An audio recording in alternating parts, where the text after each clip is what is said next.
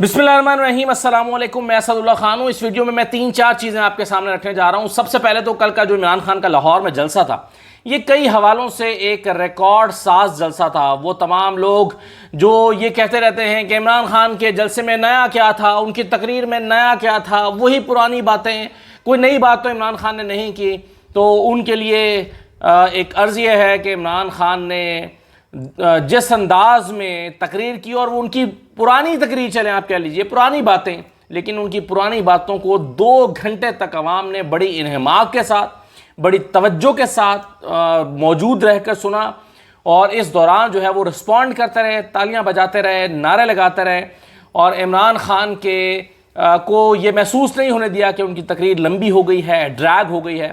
اور عمران خان بھی بھرپور تیاری کے ساتھ آئے تھے۔ وہ جس طرح سے ہم پروگرام میں پریس شاٹ چلاتے ہیں، اسی طرح سے انہوں نے وہ ساؤنڈ بائٹس نکالی ہوئی تھیں، وہ انہوں نے چلائیں، اور شروع سے لے کر آخر تک ایک پوری اپنی جو سپیچ ہے اس کو بلڈ کیا، جیسے آپ کوئی پلیئر اپنی اننگز بلڈ کرتا ہے، شروع میں سلو کھیلتا ہے۔ عمران خان نے غلامی کا، آزادی کا نظریہ، خوف اور مختلف طرح کا ایک تمہید باندھنے کے بعد، اور طویل تمہید باندھنے کے بعد، پھر وہ جب اپنے اصل موضوع پر آئے، 12 بجے ان کا ٹارگٹ تھا کہ میں اپنی گفتگو ختم کر دوں گا، لیکن وہ 12:30 سے اوپر چلی گئی، 12:30 کے قریب چلی گئی، تو بہرحال 2 گھنٹے کے قریب جو ہے وہ عمران خان کی یہ تقریر تھی، جس کو لوگوں نے بڑے انہماک اور دلچسپی سے سنا، اور اس کے ویژول جو ہیں وہ آپ نے بھی دیکھ بھی لیے ہیں۔ اچھا، اب دوسری بات یہ ہے کہ ایک عمران خان نے سیریز آف جلسات جو ہیں اس کا اعلان کر دیا ہے، تو وہ لوگ جو سمجھ رہے تھے کہ ہم نے عمران خان کے اوپر، دیکھیں عمران خان کے اوپر کیا الزامات لگائے گئے جس کو کل عوام نے رد کیا ہے۔ عمران خان کے بارے میں کہا گیا کہ یہ توشہ خانہ سے مال کھا لیا ہے، اور اس پر ریفرنس بھی ان کے خلاف بھیجا گیا ہے۔ پھر عمران خان جو ہے وہ فراگوگی ان کی فرنٹ مین بھی ہیں، انہوں نے خوب مال بھی بنایا ہے۔ پھر عمران خان نے معیشت بھی تباہ کی ہے۔ پھر عمران خان نے خارجی محاذ پر پاکستان کو تنہا چھوڑ دیا ہے۔ پھر عمران خان نے شہباز گل کو ایک سکرپٹ لکھ کر دیا، جو شہباز گل نے ایز اٹ از جا کر ARY پر بول دیا، اور اس کے نتیجے میں شہباز گل کو پکڑ لیا گیا، اور عمران خان نے اس طرح سے کر کے فوج کو عوام سے لڑانے کی سازش کی، اور فوج اور عوام میں نفرت پیدا کرنے کی کوشش کی۔ اس کے باوجود لاکھوں لوگوں نے اسٹیڈیم میں آ کر عمران خان کا جلسہ سنا، دیکھا، اور عمران خان کا ساتھ دے رہے ہیں۔ بھائی اگر اتنے ساری عمران خان کے اوپر یہ چارج شیٹ ہے، تو لوگ اس کو ماننے کے لیے تیار کیوں نہیں ہیں؟ اس کا مطلب ہے کہ جو یہ چارج شیٹ لگا رہے ہیں وہ اپنا بیانیہ بنانے اور عوام میں یہ تاثر پیدا کرنے میں ناکام رہے ہیں کہ عمران خان ایک اتنا بڑا مجرم ہے ان تمام چیزوں کا۔ اور ایک چیز مجھے سمجھ نہیں آتی کہ یہ کیا سائیکی ہے کہ جلسہ شروع ہونے سے 2 گھنٹے پہلے ایک جو ہے وہ ظاہر ہے میڈیا تو کوریج کر رہا ہوتا ہے، میڈیا دوپہر کے بھی ویژول دکھاتا ہے، شام کے بھی دکھاتا ہے، جیسے جلسہ کا بڑھتا چلا دکھاتا ہے، تو وہ 7 بجے کی کل فوٹیج اٹھا کے، تو وہ لوگ جن کو جلسہ ناکام کہنے کی خواہش ہوتی ہے، وہ جیسے ہماری جو ہے وہ نون لیگ کی بڑی مریم نواز صاحبہ کی دوست حنا پرویز بٹ ہیں، انہوں نے ایسا لگتا ہے ذمہ داری لے لی ہے کہ جلسہ شروع ہونے سے 2 گھنٹے پہلے کے ویژولز دکھانے اور بتانا ہے کہ جی یہ تو ایک ناکام جلسہ ہو گیا۔ انتظار نہیں کرتا جلسہ شروع ہونے کا کہ بھائی جو لوگ آ رہے ہیں وہ پہنچیں گے۔ عمران خان نے 12 بجے کا وقت دیا تھا، یعنی 10 بجے کا جلسے کا وقت دیا تھا، اور کہا تھا 12 بجے ہم کیک کاٹیں گے، 9-10 بجے تک لوگوں نے آنا تھا۔ تو اتنی جلدی کیا ہوتی ہے، اور پھر بعد میں سبکی اٹھانا پڑتی ہے، لیکن اس سے کوئی فرق نہیں پڑتا، اگلی مرتبہ وہ پھر یہی حرکت کرتے ہیں، اور کئی صحافی بھی ایسے ہیں جو بتاتے ہیں کہ جی یہ تو 8000 لوگ ہیں۔ بہرحال اس کرکٹ اسٹیڈیم میں جتنی بڑی تعداد میں لوگ آئے، 90,000 لوگ تو اس وقت جو 1990 میں پاکستان اور ہالینڈ کا ہاکی میچ تھا، 90,000 لوگ صرف اسٹیڈیم میں موجود تھے۔ گراؤنڈ میں تو میچ ہوتا تھا، صرف اسٹیڈیم میں 90,000 لوگ موجود تھے، اور یہ ریکارڈ تھا، اور اس وقت ریڈیو سے اعلان کرنا پڑا تھا کہ اب اسٹیڈیم میں جگہ نہیں رہی، باقی مزید لوگ اسٹیڈیم میں میچ دیکھنے کے لیے نہ آئیں اور ریڈیو پر ہی کمنٹری سنیں، تو یہ اس وقت اعلان کرنا پڑا تھا۔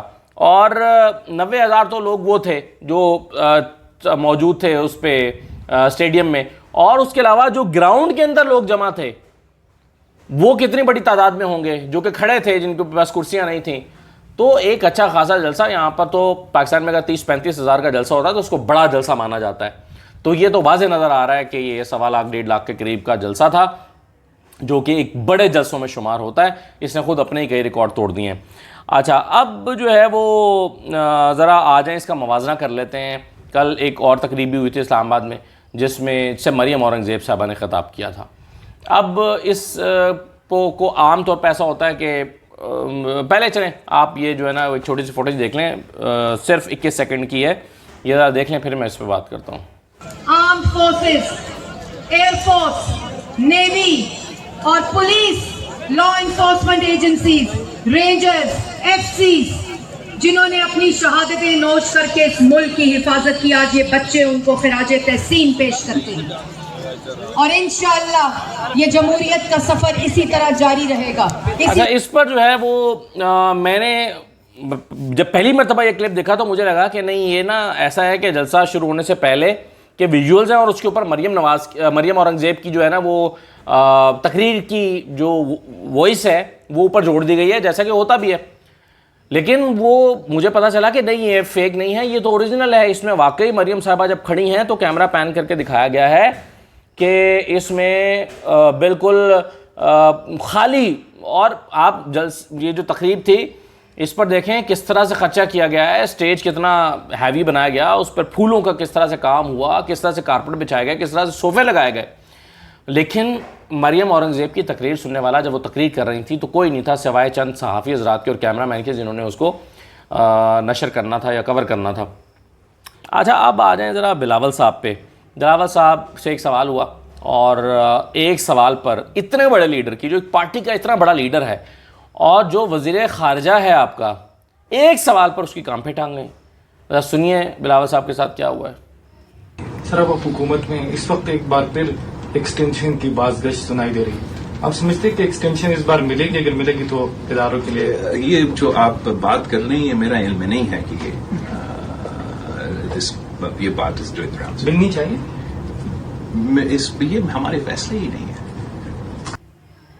اچھا بلاول صاحب اتنے بڑے لیڈر ہیں، وزیر خارجہ ہیں، پھر آپ اپنی پارٹی اتنی بڑی پارٹی کے جو ہے وہ سربراہ ہیں، بھئی آپ کلیئر موقف دیں، آپ کہیں کہ ایکسٹینشن ہونی چاہیے، ملک کی ضرورت ہے اس وقت، ایکسٹینشن نہیں ہونی چاہیے اصولی طور پر، یا یہ ہے کہ اس پر ابھی مشاورت جاری ہے، یا یہ کہ اس پر ہم بات کر رہے ہیں، یا یہ کہ مشاورت سے ہماری اتحادی جماعت فیصلہ کرے گی کہ کیا ہونا ہے کیا نہیں ہونا۔ کوئی واضح جواب دے سکتے تھے، لیکن ایسا لگتا ہے کہ گھبرا گئے، بوکھلا گئے، اور کوئی جواب نہ دینے کی جو ہے وہ صورت پیدا ہو گئی، اور سمجھ نہیں آ رہی کہ میں اس مومنٹ کو کیسے ٹال دوں۔ تو بڑی ہی مشکل میں پڑ گئے جب ان سے یہ سوال جو ہے وہ بلاول صاحب سے کیا گیا۔ اچھا اب میں آپ کو ایک بڑا ہی دلچسپ واقعہ سناتا ہوں، اور پھر میں آپ کو بتاتا ہوں کہ میں نے آپ کو یہ واقعہ کیوں سنایا ہے، اور پھر اس کو ہم کنکلوڈ کرتے ہیں۔ لیکن یہ بڑا انٹرسٹنگ واقعہ ہے، سنیے۔ یہ کتاب ہے اختر وقار عظیم کی، ہم بھی وہیں موجود تھے۔ یہ پی ٹی وی کے ایم ڈی رہے ہیں، اور پی ٹی وی کی یادداشتیں جو ہیں ان کی، پی ٹی وی کے زمانے میں جو ان کے پورے کریئر کے دوران جو امپورٹنٹ چیزیں ہوتی رہیں اس کو انہوں نے بہت ہی دلچسپ انداز میں بیان کیا ہوا ہے۔ اگرچہ پرانی کتاب ہے، پرانی سے 2-3-4 سال پرانی کتاب ہے، لیکن ایک واقعہ میں آپ کے ساتھ شیئر کرتا ہوں۔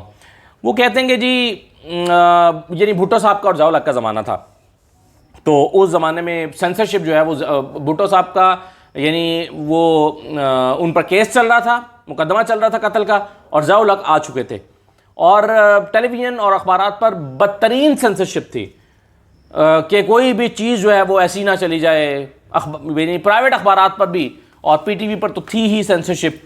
اچھا اب وہ کہتے ہیں کہ کہانی کچھ اس طرح تھی، یعنی وہ کہتے ہیں کہ جی کراچی سینٹر سے سندھی زبان میں ڈرامہ چلنا تھا۔ کہانی کچھ اس طرح تھی کہ ایک شخص قتل ہو جاتا ہے، عدالتیں مجرم کو پھانسی کی سزا سنا دیتی ہیں، مقتول کے خاندان والے سزا کے اعلان کے بعد مجرم کو معاف کر دیتے ہیں۔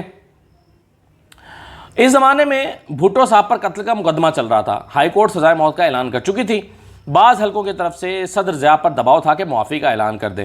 سینسر کرنے والوں کو ڈرامے کی کہانی اور اس تاریخی واقعے میں کچھ مماثلت نظر آئی، اور انہوں نے ڈرامے کو ناقابل نشر قرار دے دیا۔ ڈرامہ نشر ہونے کا وقت قریب تھا، اس لیے اس کی جگہ چلانے کے لیے دوسرے پروگرام کی تلاش شروع ہوئی، یعنی اب ڈرامہ تو چل نہیں سکتا، سینسر والوں نے کہا کہ یہ نہیں چلے گا، تو دوسرا پروگرام کی تلاش شروع ہوئی۔ پرانے ڈرامے دیکھے گئے، اکثر میں ہوٹل دفتر وغیرہ کے سین میں دیوار پر بھٹو کی تصویر لگی ہوئی تھی، اس سے کسی کو بھی اس لائق نہیں سمجھا گیا کہ نشر کیا جائے۔ ایسے موقع پر عموماً موسیقی کے پروگرام نشر کیے جاتے ہیں جن میں احتیاط کی جاتی ہے کہ ساز پر کوئی دھن سنا دی جائے، کیونکہ غزل نظم یا کسی اور صنف و سخن میں گنجائش ہوتی ہے کہ شعر کا مفہوم کچھ کا کچھ نکل آئے۔ اس رات بھی پوری احتیاط کے ساتھ طے ہوا کہ خمیسو خان کا الغوزہ سنا دیا جائے۔ خمیسو خان ملک کے نامور فنکار تھے اور الغوزہ بجانے میں ان کا کوئی ثانی نہ تھا۔ دھن شروع ہوئی, 15-20 منٹ تک وہ پورے انہماک سے ساز بجاتے رہے. اس کے بعد پروگرام کے میزبان نے خمیسو خان کے فن کی تعریف کی اور پوچھا زندگی کیسی گزر رہی ہے اور کیا بچوں میں سے بھی کسی کا اس میدان میں آنے کا خیال ہے.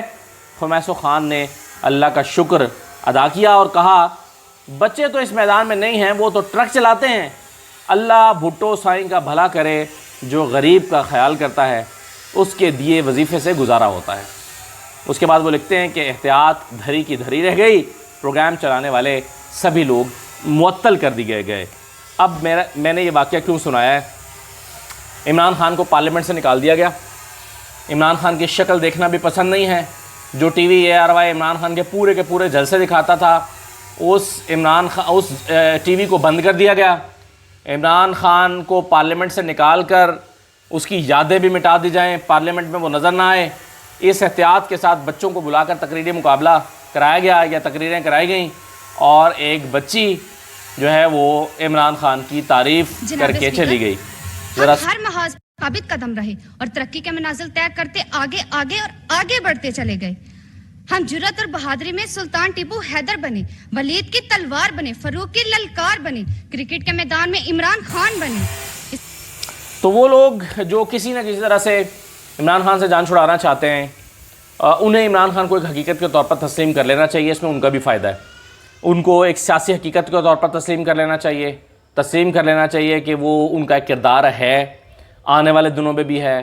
یہ جو لاکھوں کا اجتماع کل انہوں نے کیا یا آنے والے دنوں میں مختلف شہروں میں کرنے جا رہے ہیں, تو اس سے آنکھیں نہیں چرائی جا سکتی. عوام عمران خان کو سپورٹ کر رہے ہیں, باقی جماعتوں کے ساتھ بھی ہوں گے, میں نہیں کہتا نہیں ہوں گے, لیکن جتنا عمران خان کو دبانے کی کوشش کی جا رہی ہے اتنا وہ ابھر کے سامنے آ رہا ہے. جتنا عمران خان کو لٹانے کی کوشش کی جا رہی ہے, اس پر الزامات لگائے جا رہے ہیں, اتنا ہی وہ اور ابھر رہا ہے اور اس کی سپورٹ اور کھڑی ہو رہی ہے. تو آپ اس کا ذکر مٹا نہیں سکتے, آپ اس کے ذکر کو ایوائڈ نہیں کر سکتے. وہ کہیں نہ کہیں سے نکل آئے گا, تمام احتیاطوں کے باوجود بھی نکل آئے گا. اور آئندہ دنوں میں جو جلسے ہونے جا رہے ہیں تو آپ اس کو اگنور نہیں کر سکتے. یہ نہیں کہہ سکتے آنکھیں بند کر کے نہیں کچھ بھی نہیں ہو رہا, نہیں جی نہیں کچھ نہیں ہو رہا, ختم ہو جائے گا عمران خان, ختم ہو جائے گا. عمران خان کو اللہ تعالیٰ اس دنیا سے اٹھا لے تو اٹھا لے, جب تک وہ زندہ ہے اس کا سیاسی کردار ختم نہیں کیا جا سکتا. اجازت دیجیے, اللہ حافظ.